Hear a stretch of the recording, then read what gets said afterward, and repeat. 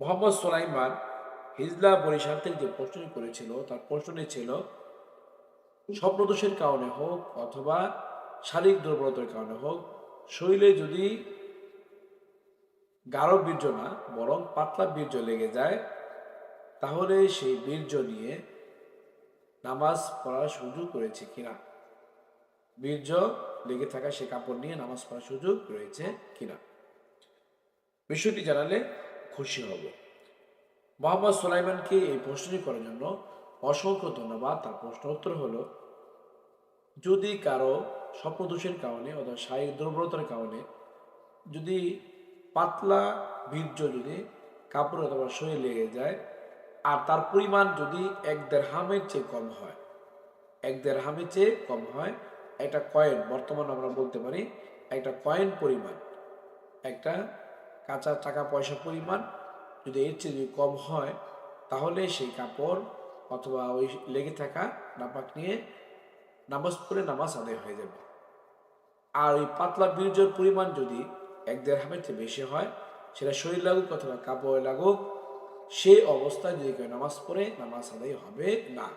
কেননা পাতলা নাপাক যেটা স্বপ্নদোষ অথবা শারীরিক দুর্বলতার কারণে অথবা শরীর উত্তেজিত হওয়ার কারণে হয়, সে যদি 1 দিরহামের চেয়ে বেশি হয় তাহলে সেটি পেশাবের হুকুমে, পেশাব যেভাবে 1 দিরহামের চেয়ে পেশাব বেশি নিয়ে নামাজ পড়ার কোনো সুযোগ নেই, সেভাবে একইভাবে পাতলা নাপাক শরীর পরিমাণ যদি 1 দিরহাম 1 কয়েন পরিমাণ যদি বেশি হয় তাহলে সেই পাতলা নাপাক নিয়েও নামাজ পড়ার সুযোগ নেই। নামাজ আদায় করলে সেটি পুনরায় আবার আদায় করতে হবে, অন্যথায় নামাজ হবে না।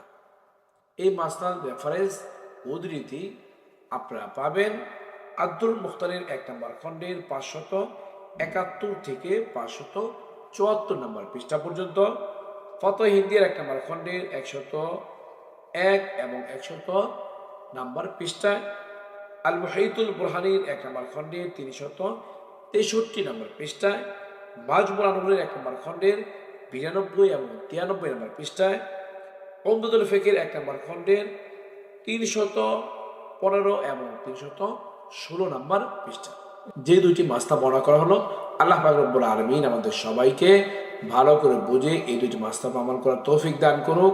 এরকম গুরুত্বপূর্ণ ইসলামিক প্রশ্ন উত্তর, শরীফ প্রশ্ন উত্তর, ফিকহি প্রশ্ন উত্তর জানতে চাইলে অবশ্যই আমাদের ইউটিউব চ্যানেলটি সাবস্ক্রাইব করে আমাদের সাথে থাকবেন। ভালো লাগে লাইক ও শেয়ার করবেন। তাছাড়া আপনাদের কোনো প্রশ্ন থাকলে আমাদের ইউটিউব কমেন্ট বক্সে আপনারা প্রশ্ন করতে পারেন। এর পাশাপাশি আমাদের একটি FQ নামে ফেসবুক পেজ রয়েছে, সেই ফেসবুক পেজে গিয়ে আপনারা লাইক ও শেয়ার দিয়ে আমাদের সাথে থাকতে পারেন। চাই সেখানে কমেন্টে আপনারা প্রশ্ন করতে পারেন। আপনাদের প্রশ্ন উত্তর যথাসময় দেওয়ার চেষ্টা করব। ওমা আলাইনা ইল্লাল বালাগ।